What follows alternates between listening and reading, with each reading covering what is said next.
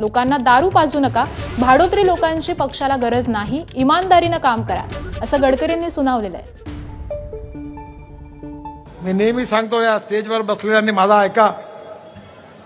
हे फुकटाची प्यायची धंदे करू नका, कोणाला पाजू नका. निवडणुकीत इलेक्शन मॅनेजमेंट पाहिलं लफडं नाही पाहिजे. लोकांना काम पाहिजे. हा, खाण्यापिण्याचं काम जरूर करा. मी पण खातो आणि खिलवत असतो. आता आम्ही शाकाहारी आहोत. तुम्हाला पाहिजे तर सावजी मटण जरूर खा.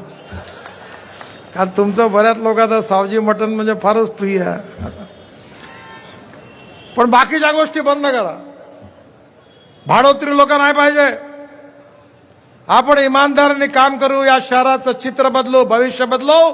गाव, गरीब, मजदूर, शेतकरी या नागपूर शहरात राहणारा त्याचं जीवन बदलवण्याचं काम करू आणि ते बदलवण्याकरता लोकांना मत मागू. हे लोक आपल्याला दिल्याशिवाय राहणार नाही, हा माझा विश्वास आहे.